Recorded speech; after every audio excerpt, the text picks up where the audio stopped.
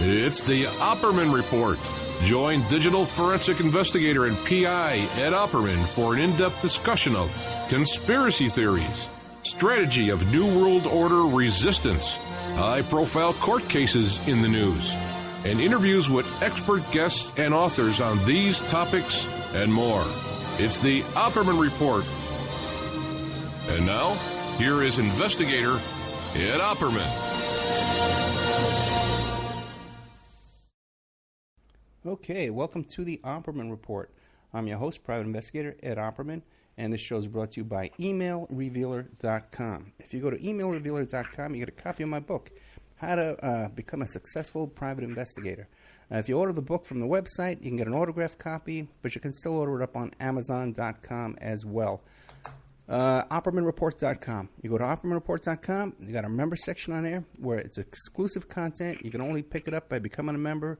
We have a documents section in there with all kinds of new documents. I just added the affidavits in the Trump-Epstein rape lawsuit. Okay, this is fresh off the presses, guys. If you can Google all day long online, you won't find these affidavits. You'll find the lawsuit, the complaint. I got that up there too, but I got the affidavits. They're placed there as an exhibit. Okay, got a very special show for you today. A lot of our listeners are familiar with the Arlis Perry story, the murder in Stanford, Stanford, by that college up there in California. We have a new witness who's just come forward. He's only done a couple of interviews, and his name is Brian McCracken. So, Brian, are you there? Yes, I am. Thank you for having me, Ed. Thank you very much. Thank you very much, because I know you're under a little bit of stress, all the sudden, press and New York Post and everything. Tell us a little bit about yourself. Who's Brian McCracken? Well, I've been working as a technical writer for some years now. I've worked with companies like Apple Computer, Lockheed, Sun Microsystems, Unsolved, etc. I'm the guy who writes the manuals for the computer, which you pull out of the box and you say, hey, I don't need this manual. You throw it in the trash. I wrote that. Yeah, those things are really hard to understand. Can't you make them a little simpler? Say again? Those instructions are so hard to understand. Can't you make them a little simpler? Yeah. Well, that's my job. I guess I don't do it well enough. Sorry, Ed. You got to practice, my friend. You're retired now, right? I think. No, I'm not retired. I'm still working away. I find that working is life, and I enjoy working. So there it is. I keep doing it. Gotcha. What can I say? Now, how old are you about? 64. 64. And what part of the country do you live in?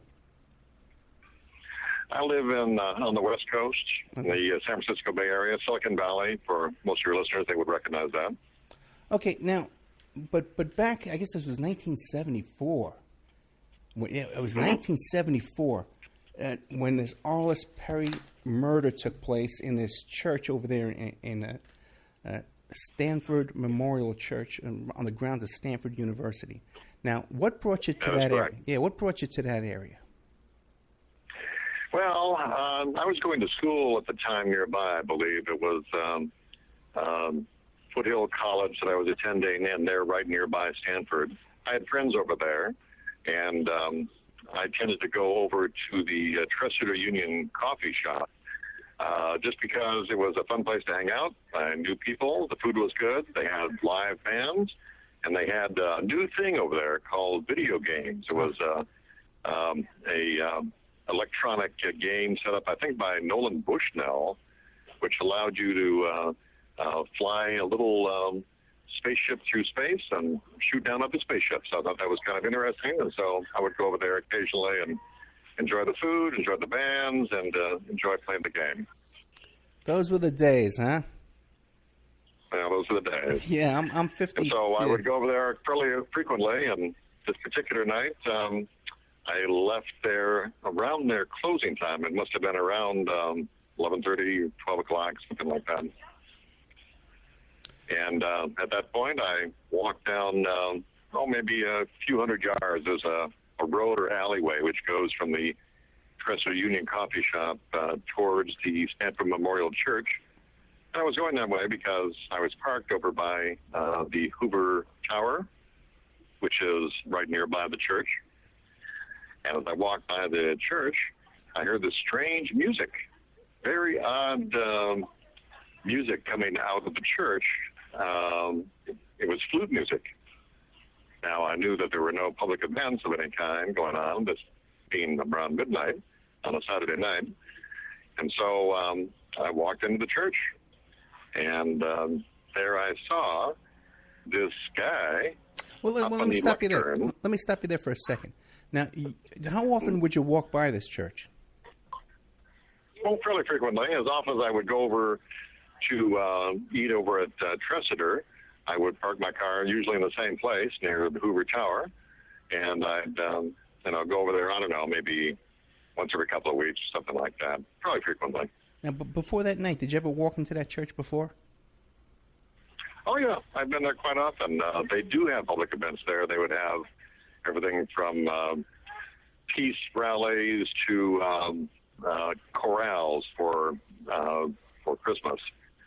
And so, I would go over there fairly often. It was a nice, pleasant place, and it was very interesting architecture, a lot of stained glass, and a very interesting interior. So it's a fairly frequent place for me to go.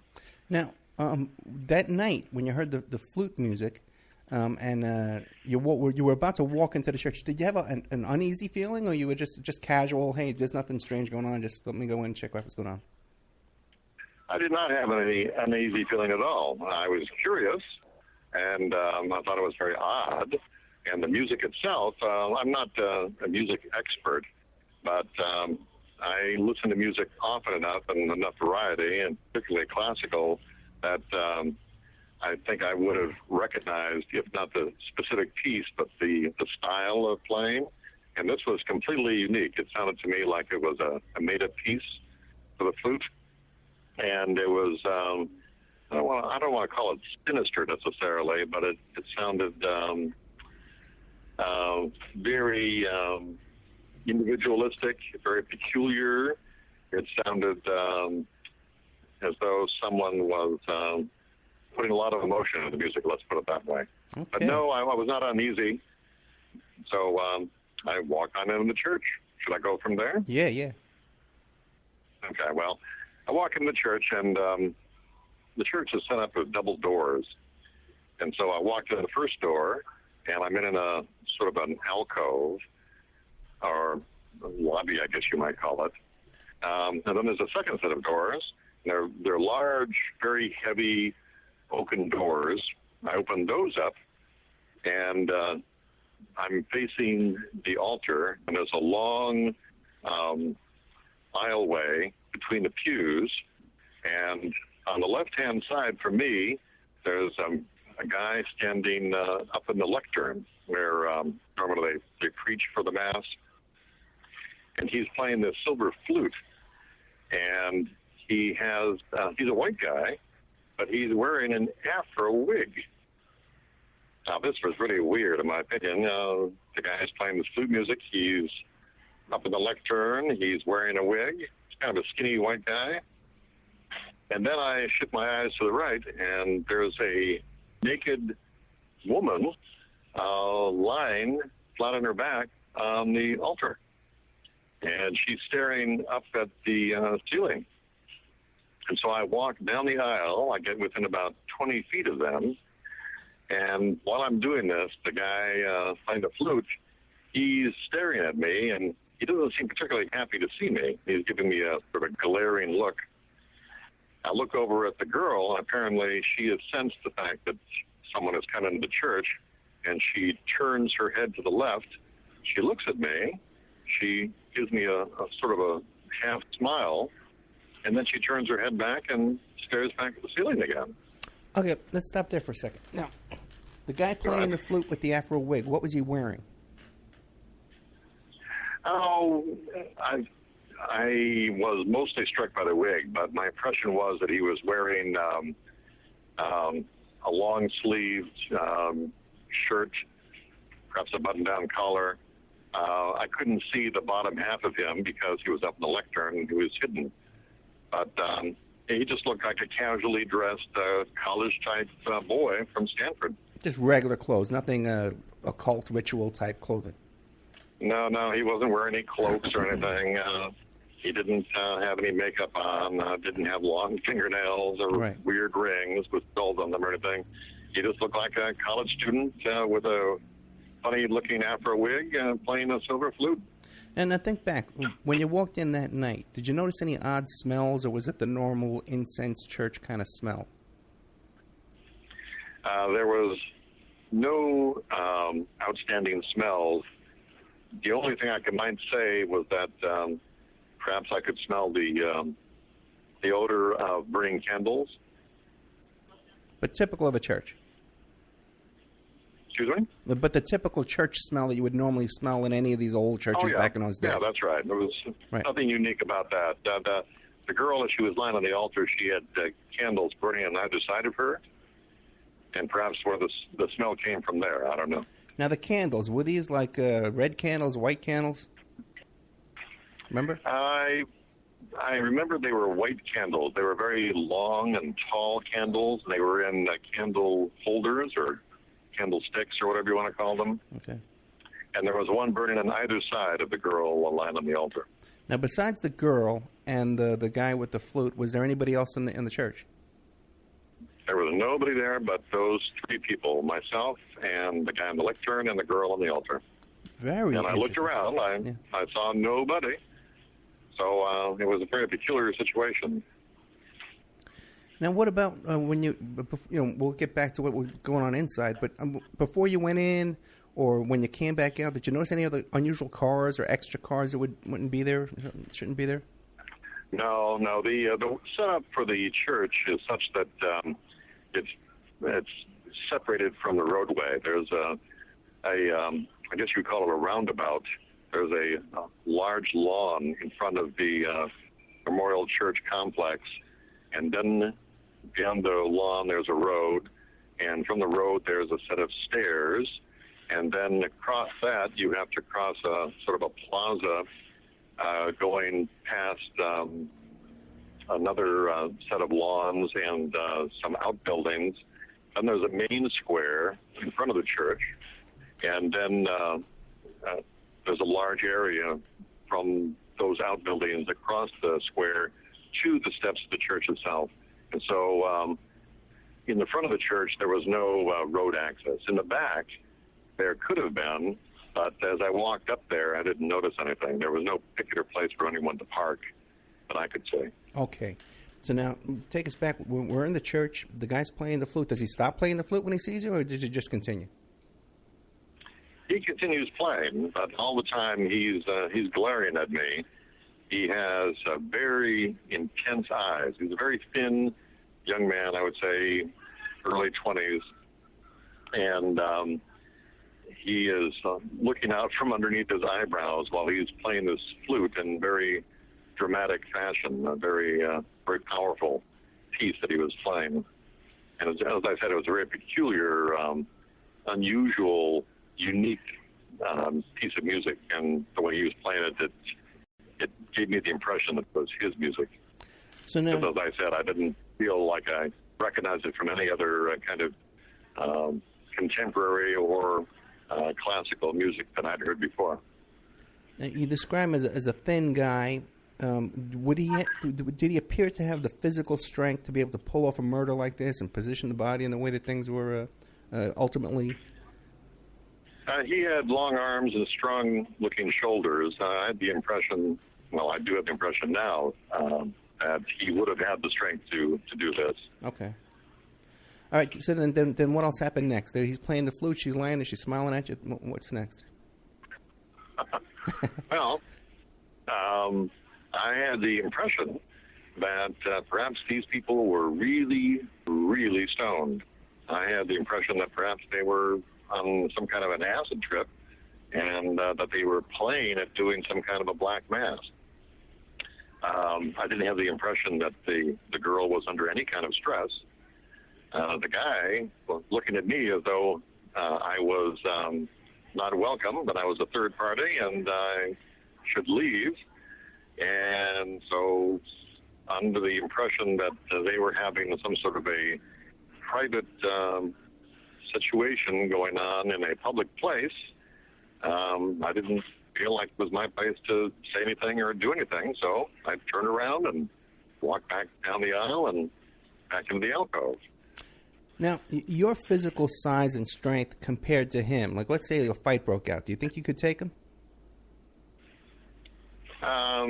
Well, I have not fought with any maniacs recently, but I think that I'm probably relatively strong. I could have at least put up a decent fight at that point.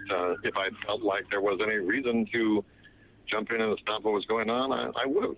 Gotcha. Stepped up, but I didn't have any impression whatsoever that there was any tension there, except for the fact that he wanted me to leave. Gotcha. You just thought it was a guy with his naked chick, and oops. Did you say like anything like that? Oops, sorry. And as you walked out, or just turned around and walked out? I said nothing. I looked at him, and he looked at me, and I looked at her, and she looked at me, and gotcha. And I turned around and I walked out. And you were about 20 feet away. There's a little bit more. A little bit more. Okay. When I walked out, I thought, well, they're doing their thing, stoned or not. I don't want to become involved in it, and there's no reason to. So as I was walking in the alcove, I decided to take advantage of this opportunity in the church. I wanted to see what the machinery of the organ looked like, believe it or not. And so I walked through a glass door on the left, up a winding stairwell, up into the choir loft. And I knew there was a door that went from the floor of the choir loft down into the place where they kept the machinery for the organ. So when I walked up there, I could still hear the guy playing, and in front of me was this black door going down into the organ machinery. And at that point, I began to feel creepy. I began to feel like there was an odd situation going on, and I had the heebie-jeebies. I didn't want to go through that black door. I didn't know where the light was. I just had a bad feeling. And so I walked back down the stairs, and I left. Now, during that portion of your visit there, were you in their view? Could they see you walking up and down these stairs and doing all this stuff? They may have been able to see me once I'd gotten up into the choir loft itself, but going up the stairs and down, no. Okay. All right. So now, when did you, I guess, okay, now, you didn't think anything when you left that night. When did you realize that this was connected to the Arlis Perry murder? Well, I'm embarrassed to say that a day or two later, part of my job, I was required to fly out of my area down to Southern California. And when I got on the plane, I'd sat down, and a couple of seats in front of me on the right, some guy had a San Jose Mercury newspaper in front of him, and I saw the front page. It said something like murder at Stanford Church. And I exclaimed, oh, my God, I was just there a couple days ago.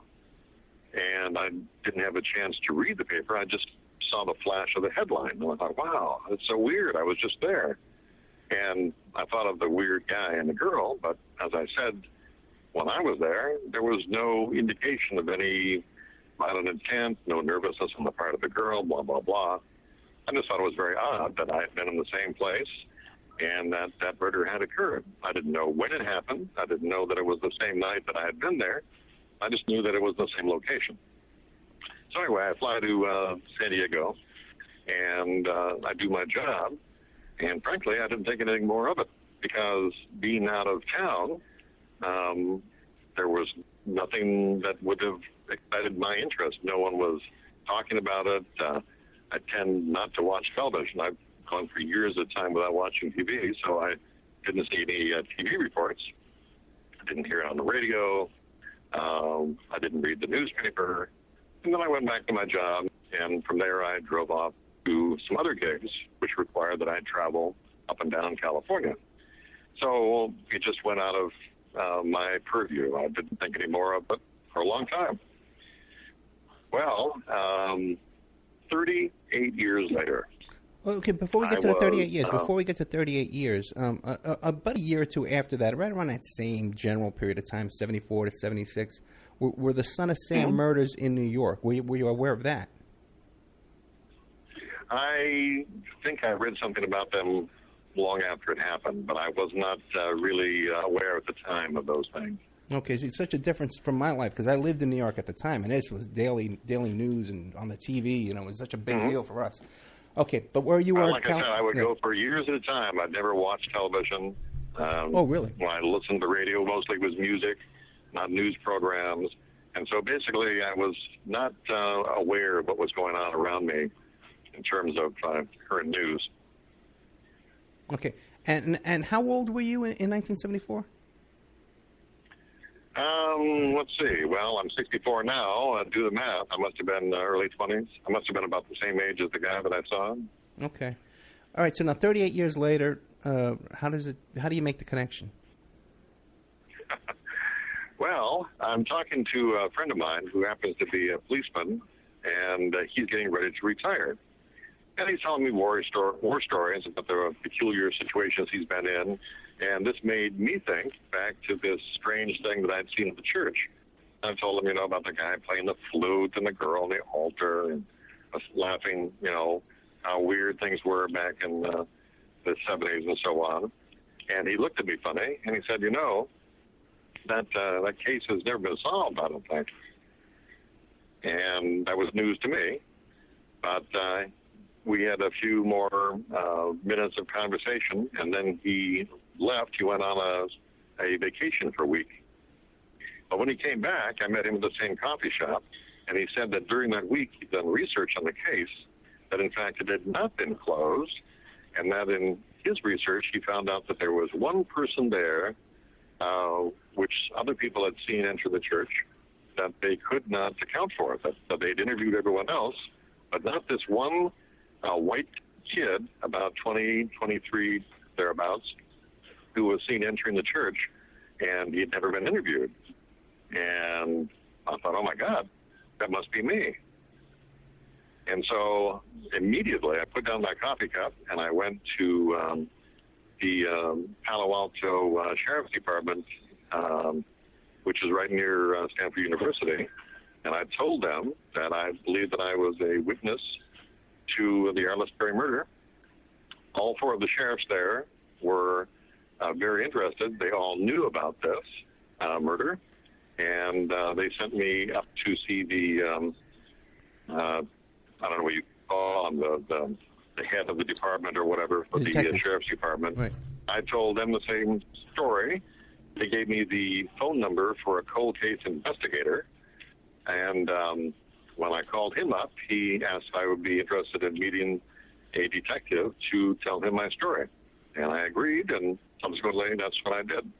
I made the initial report on December 14th, 2011, and I had the interview with the sheriff's detective on December 15th, 2011. And there I met two investigators who interviewed me on tape. I described to them what I just told you about my meeting of these people at the Stanford Memorial Church. And I also volunteered to give them my DNA just to make sure that they realized or knew that I was willing to count myself out as being a person involved in a situation myself. I know that sometimes people come forward and they want to make themselves seem larger than life, and they want to become part of history and tell false stories. But I wanted to eliminate myself as being the suspect because I knew that he had left DNA evidence and a handprint at the scene. So after the interview, I went home and went to sleep. And about 5 o'clock in the morning, I suddenly woke up. I had realized that I had seen the person in the church on another occasion. Okay. And he was wearing the same wig. And it turns out that he was playing an instrument at a Stanford football game. And so using that information, I was able to go on the internet and research who was at Stanford at that time playing instruments. And as soon as I saw his face, I recognized him. And I called up the police and gave them that information. Now, that's interesting because we were just last Friday night when we were chatting about this, I was doing a live show, actually. The chat room was chatting around us. They had mentioned we were bringing you on. And everyone was trying to figure out, who this could be. And the Stanford marching band is an odd group. They're into some kind of wacky stuff, pranks and. Well, they're very, very eclectic people, no doubt about it. They're known for being very mischievous and very unique, let's say, in their attitudes and their playing style. And I think that occasionally some people that come on there are not even members of the band.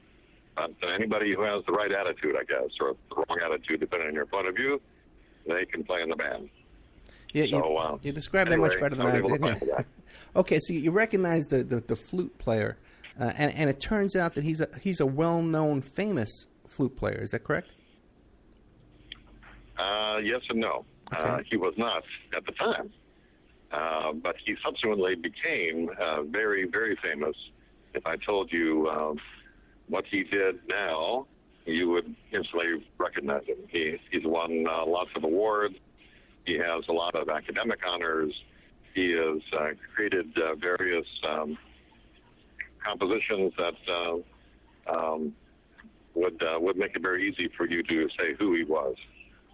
So even someone like on that because. Yeah, go ahead. Yeah, even someone like me who's like not a flute fan whatsoever, but I would recognize this name if I heard it.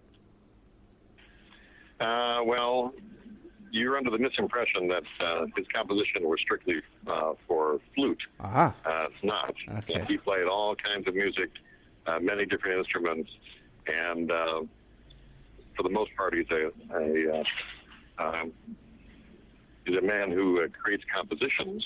He does not necessarily happen to be the instrument player himself. Gotcha. So not just a flout.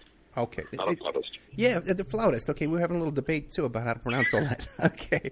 Now, is this person, because I know I asked you off the air if you could tell me off the record, and you declined to do that, which is fine, okay? That's. Mm-hmm. But now, is this person, is he like an odd person? Does he have an occult connection? If we knew this famous person's name, does he have any of those kind of connections? Anything weird we would spot and say, oh, boy, that makes sense? Oh, yes. Really? Oh, yes. Yeah, he's a very peculiar person, in my opinion. He has a lot of darkness around him. He likes to talk, think, and write about death, particularly involving women. And my opinion, after doing a lot of background research on this guy, listening to his music, listening to his lyrics, I think that circumstantially, boy, he's a very interesting person as a possible suspect. And he would be about your age as well, then, right? That is correct. Today. Okay. Now, here's another thing to throw out there, and that is doing the research on the guy. I did a search on the date of October 12th, which is the date that Arlis Perry was murdered. Well, it just so happens that very famous occultist and black magician and Satanist named Aleister Crowley was born October 12th. And so I suspect that this might have been a homage murder, where Arlis basically was sacrificed to honor and worship Aleister Crowley. Yeah. Now, that is speculation, but it seems like a good match, given what I know of these people involved. Yeah, and it seems to be that seems to be the common theory. Now, this flautist, did he have any connections to a cult called the Satanic Church of the Final Judgment, the Process Church of the Final Judgment? Well, yes and no. I know about that, but I think that they are, in fact, an offshoot of Thelema. And Thelema was the church put together by Aleister Crowley. So I can say yes and no, that I think that this person might have been involved with Dykema. And in fact, I found out that he lived right near one of the, I don't know what you call it, a church or a coven or whatever it is for Dykema. They had one nearby where he lived. Did you notice if he had any kind of connection to the Church of Scientology? Did you look that up? This I do not know. Okay. This I do not know. Yeah, because all I saw that was peculiar to me, and that seemed like a good fit, was Dykema, being that he was acting out perhaps for the birth of Aleister Crowley, and he did have Dykema meeting place right near his home. Because I don't know if he was younger. I don't know if you're aware that Process is an offshoot of Scientology, and L. Ron Hubbard was an associate of Crowley, and also Jack Parson, who was a Satanist involved with NASA. Yes, I knew about that, and their lifestyle and attitudes seem to fit well with what this person is like, the one that I'm describing as the flautist. Now, were you aware of this? He had a lot of peculiar things that he did at Stanford. He was known as being a very, I don't know what you would call him, unique, maybe peculiar person. And he was banned from certain events because of his actions at Stanford. So he fits the profile, I guess you would call it, as someone who might be interested in doing satanic type things. And he did graduate from Stanford? Oh, yes, he did. Okay. And he went on to other schools as well. And he also created various other organizations involved with music. Oh boy! Well, I guess it's more fun if we have to guess, right? Now, you know what I'm saying? Look, more ratings for us. Now, did you have any kind of interest or research of the occult and Crowley and stuff like that before this event, or did all this come later on after you saw the connection to that you witnessed this event? I had no interest whatsoever in it. I had no connection with it. I didn't practice it. I didn't think about it. I didn't know anybody who was involved with it. But subsequent to this event, and frankly, not until I made the report in 2011 did I start looking into this kind of stuff, and I began to see what appeared to be connections to Dykema and Crowley. Gotcha. Okay. So as I said, this is all speculation, but the flavor is there. It feels like it would be a good fit for this guy's lifestyle and his attitudes. Now, has anybody ever mentioned the name Bill Menser to you? Who? Bill Menser? I know the name.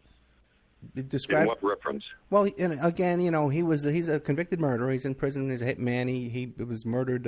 Roy Radin, who was part of this Process Church cult, and Berkowitz, David Berkowitz, the son of Sam in New York. He places Menser, Bill Menser, at that murder scene. Now, you said, okay, you were interviewed by these two detectives, these cold case detectives and stuff like that. Now, ultimately, along the way, they did actually question, well, how did this come about? This flautist or this composer was questioned about this, correct? No, he was not. I thought I read, okay, maybe I'm mistaken, but I thought I read in the New York Post article that the private investigator, who was currently a private investigator, but he was the head detective in charge of the Arlis Perry investigation, that he went like undercover to interview this composer before a concert in a green room? Well, actually, that was me along with the investigator. Okay. Now, I'm trying to get him, we're trying to book him next to come on the show. He's checking with the current investigators to see if it's okay. So now you and him get together. How did that come about?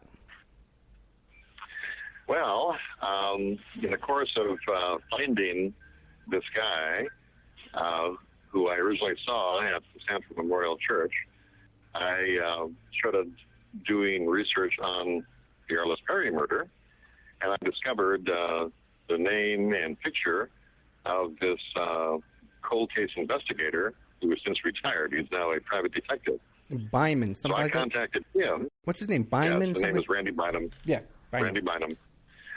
And so, in fact, I made the initial report on December 14th, and I did the interview on December 15th, but prior to making the meeting, I contacted Randy Bynum and asked him if he would like to attend the meeting, seeing as he had been a cold case investigator and that he had an interest in the case. I thought perhaps all three of us, the current cold case investigator, the retired cold case investigator, and me as a witness, should meet all together at the same time, which is what we did. We met at Chili's restaurant down in Morgan Hill, California on December 15th, and they both interviewed me and put the interview on tape.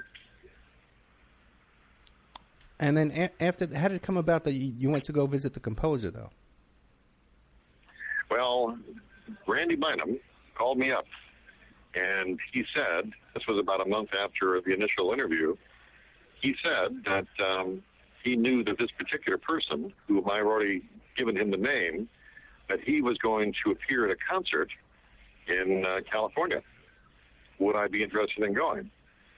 And at the time, I was pretty busy with work, and frankly, I didn't feel too enthusiastic about visiting a murderer and having him recognize me. And who knows what could happen as a result of that. But on second thought, I decided that, I had an obligation to this girl who was killed, and no one else was going to do it. Apparently, I was the only person who could place this guy at the scene, and so I decided to go meet him and see what I could see. Now, you said it was so I called up Bynum. Right. What? You said it was December 15th, 2011, if I'm correct, when you went to visit these sheriffs. How much time passed before you went to go to this concert? It was about a month. About a month, okay. Yeah. And so at first I didn't want to go, and I told Bynum that. And then I decided that I would go, and I told Bynum that, and he did not want to go. But then he changed his mind, and he decided he wanted to go. And so he met me in Southern California for this concert with a psychologist. And he and the psychologist and myself met this guy at the end of a concert, and we interviewed him in the green room on tape. And basically, I was pretending that I was a stringer for the Associated Press. That's how I got access there. Okay. And these other people were my associates. And that's why we were interviewing him on tape.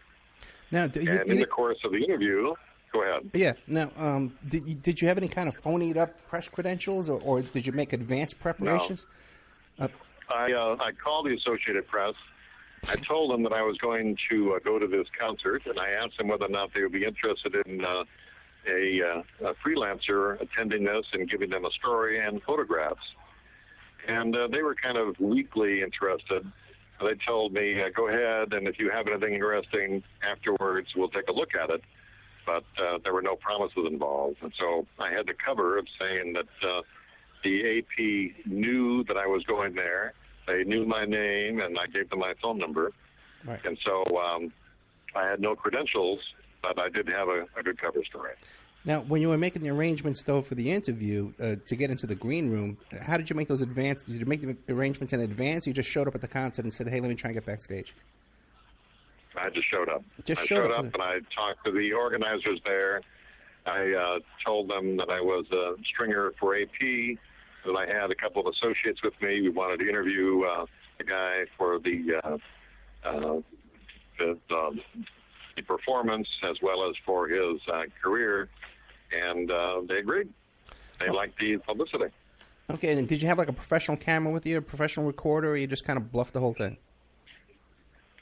I did not have a professional recorder with me, but the detective, Randy Bynum, and his associate did have professional recorders.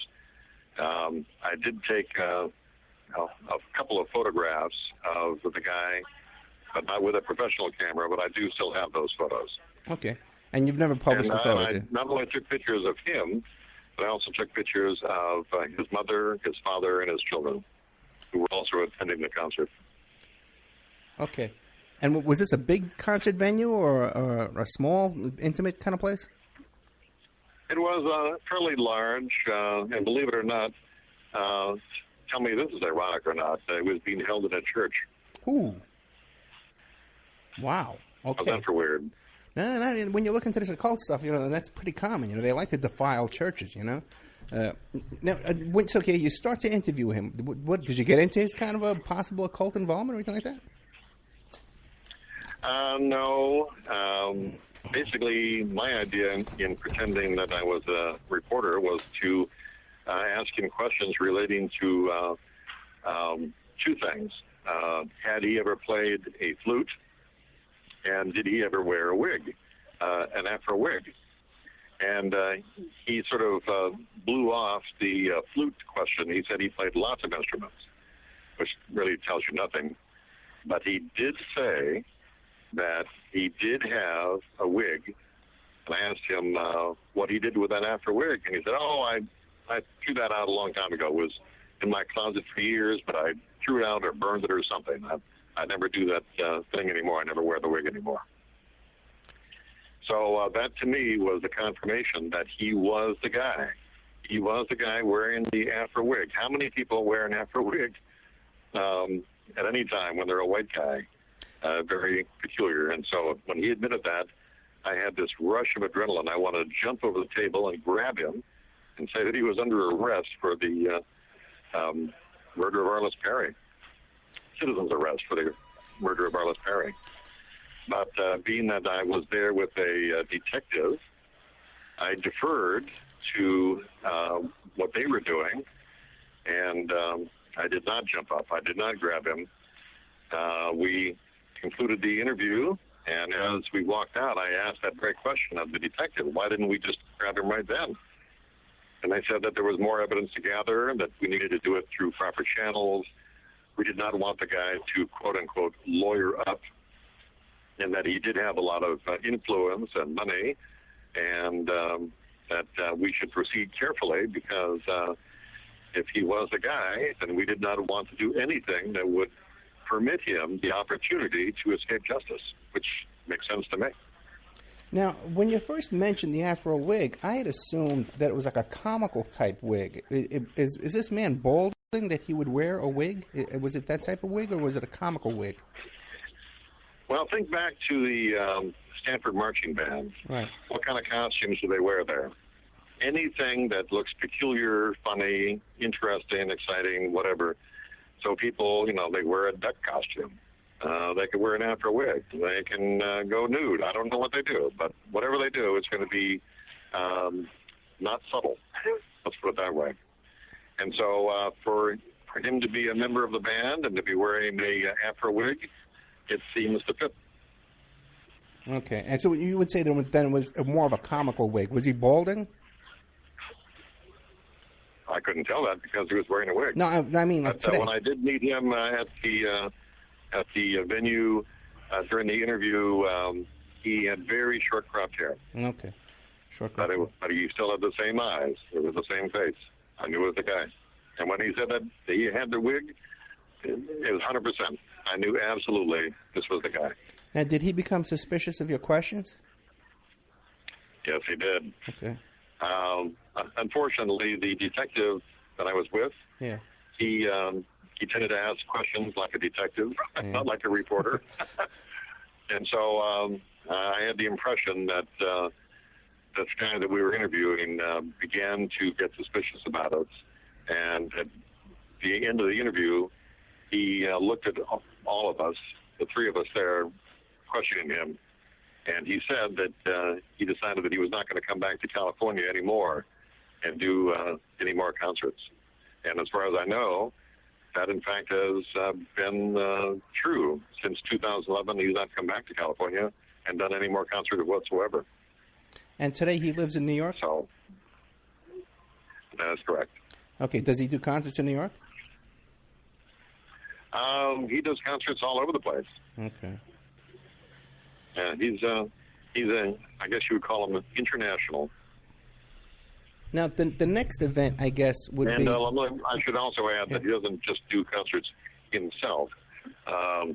He composes, and other people play his music various places. I don't know that he would necessarily be at every venue wherever his compositions are being played.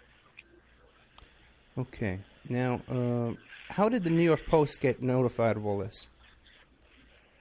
I asked them the same question. Okay. And they refused to tell me. I said that they had confidential sources. I pressed them on it several times. They still would not tell me.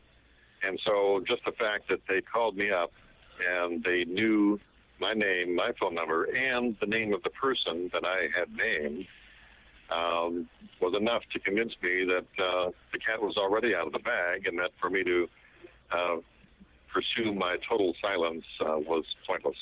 And so that's why I decided to come forward, not only to reveal to the perpetrator that there was a witness, but also to, frankly, help build a fire underneath the Sheriff's Department, given the fact that I had made the report 5 years ago, and they had not, to my knowledge, gone forward and requested DNA from this suspect.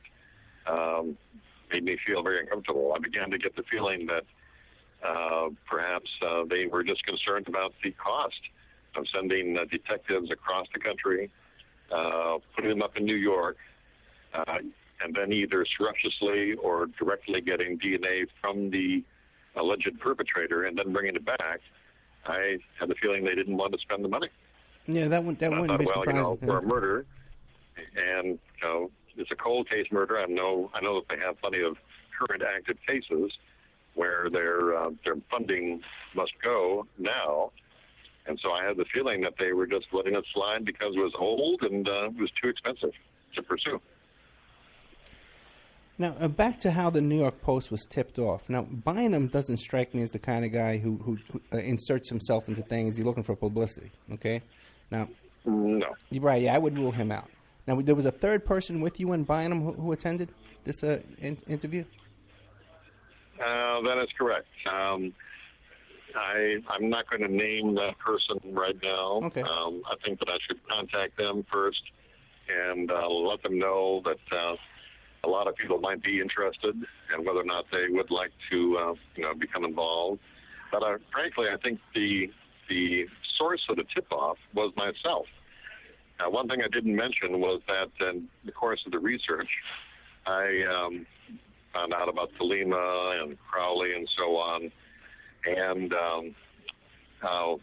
one of the things that I did was I saw the article about the connection between Berkowitz and the Arlis Kay murder, where Berkowitz said that he knew who it was and that the guy was a member of their satanic group or coven or whatever it was, and they went out and killed people.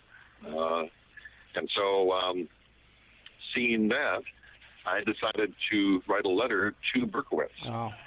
And in the letter, I took a series of, I forget how many, 5 or 6 or 7 different photos that I just took off the internet at random. And in the mix, I put in a picture of the suspect. And I asked Berkowitz to pick out the person that he knew was involved in the Arlis Kay murder. And I never heard back from him, but I did hear from other sources that the people in the prison where he's being kept in New York intercepted the letter, and they were interested in the fact that I was trying to contact Berkowitz. And so I think that is the source of the contact for revealing my information to the New York Post.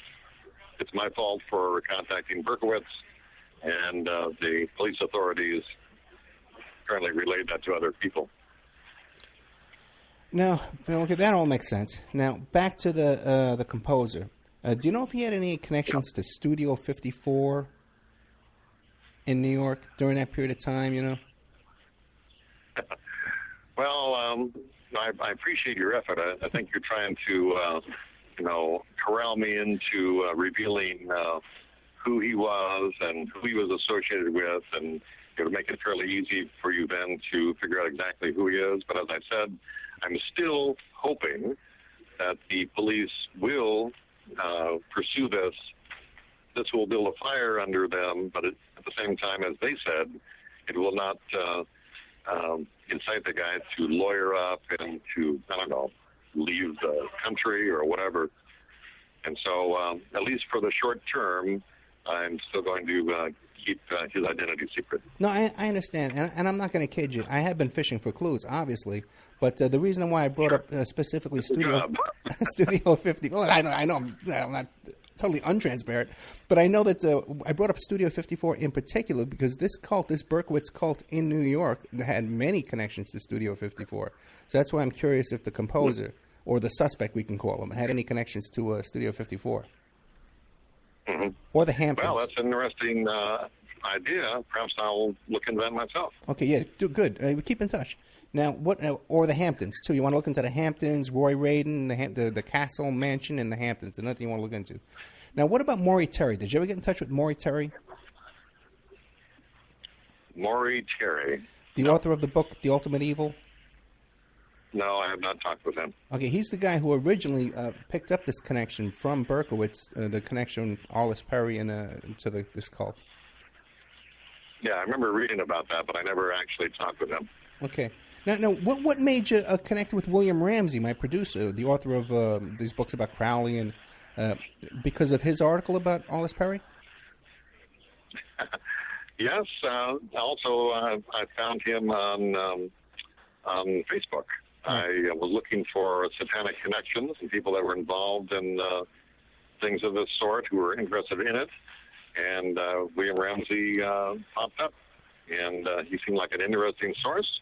And so he is a friend of mine on Facebook. Okay, now, since you've gone to the Post has come out with this article, have you received any kind of threats or any kind of suspicious activity around your life? I've had some peculiar phone calls where people don't say anything, but no overt threats. No one has come out and said, I'm going to kill you. How about people curious and just wanting to ask you questions, besides me? Yes. I've had some people approach me asking whether or not I would like to write a screenplay right, we discussed about the situation. Okay. All right. I'm considering it. I'm a writer, and so that's what I do. But I don't see a conclusion yet. When you write something, it's always nice to know where it's going to end, and I don't have an end point yet. Okay. Is there anything I've forgotten to ask you, do you think? Yes. Oh, great. You forgot to ask me whether or not I thought the guy was involved with more than one murder besides Arlis Perry. Okay, great. What do you got? Well, in the course of my research, I found out that this guy had been around the Stanford campus longer than I would have guessed, and that he may have been involved in at least two other murders. One of them was a girl named Leslie Perlov, Perlov, and she was found up in the hills above Stanford. She had been strangled, and she had her dress put up above her waist to reveal her private parts. But she also, as Arlis, had not been actually sexually penetrated. And so that, to me, indicates a possible parallel, both with the timeline and with the way that she was killed. That's one thing. And there was another person, I don't have his name in front of me, but he was a tutor in one of the departments that this flautist was involved with. And he was strangled, this time with, I think, wrapping tape or masking tape or some kind of tape. A roll of tape was used to strangle him. Someone came up from behind him and strangled him with this tape. Well, about a week after the murder of that guy, the person that I'm talking about decided to take a sabbatical overseas, and he stayed there for a year, which to me indicates something because, there is a direct physical connection between the people in terms of the tutoring and the campus, and the fact that he then leaves town, that tells me something. But again, this is all speculation. Right. And you were able to find this? I guess this guy has like an online bio or something like that, or maybe he wrote a book, and you were able to find out that he took a sabbatical overseas around the same time? Yeah, in terms of doing the research, and not only does he have a very large public presence, he has a bio, he has a catalog of his music, he's all over YouTube, he's all over the place. Okay. He has, like I said, he has many awards, he has many prestigious positions, he's involved with other universities besides Stanford, and so, it's not that terribly difficult to get more information on the guy. Okay, and it's amazing how many people, Mapplethorpe, and Patty Smythe, how many famous artists and musicians stuff travel in these circles with this cult. John Lennon and Yoko Ono met in London at the Indica Art Gallery that was run by the Protestant Church. The same cult was running that art gallery. They seem to have their hands in so many things all over the world. So it doesn't surprise me at all that this guy would be a rich and famous artist. So now, that you think that's the only question? I'm also thinking perhaps that he had some sort of connection with Manson. Oh, really? And I was thinking of actually going to meet Manson and, again, show him a list of photographs and asking him to pick the guy out of the lineup. But unfortunately, my contacts tell me that Manson is now in isolation in Corcoran. And if you thought he was nuts before, apparently he is just completely out of it. So there may not be any point in interviewing Manson at this point. Well, there's absolutely a connection between this cult and Manson. As a matter of fact, I have a copy of an INS police report from that period of time that describes that the Manson family, they were sewing the Protestant Church emblems into their blankets when they were being held. Oh, lovely. Yeah. So there's an absolute, and Manson's he's came out of Scientology too. All connections, all fits. Okay, but now what makes you think there's a connection to Manson, though? Well, again, doing the research about Berkowitz and doing the research about Dykema, there were apparent connections between them, and just as you said, there in fact were.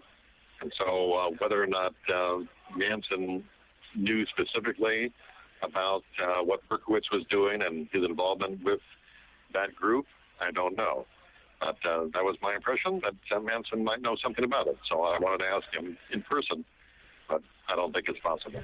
Yeah, one other thing, too, is that in that same INS report from that period of time, they mention that Sharon Tate, that Sirhan was at a party at Sharon Tate's house, and that was a Protestant Church party, and that Papa Phillips from the Mamas and the Papas was funding the process activity in California around that time.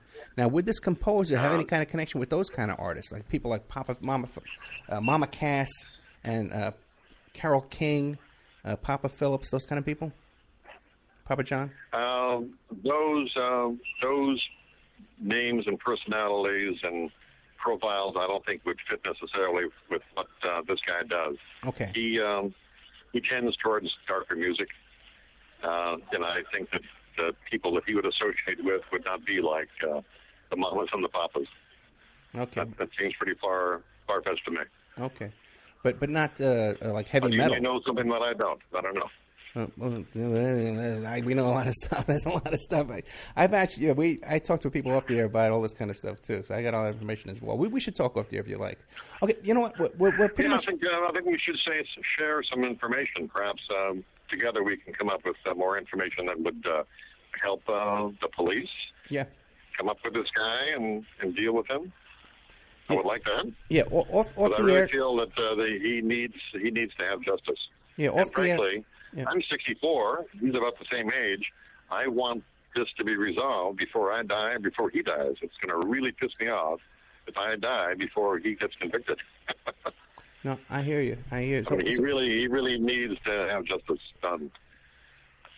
Okay. Arlis Perry shouldn't have been killed this way, and it's very, very ugly the way he did it. What about the husband of Arlis Perry? Did he ever contact you?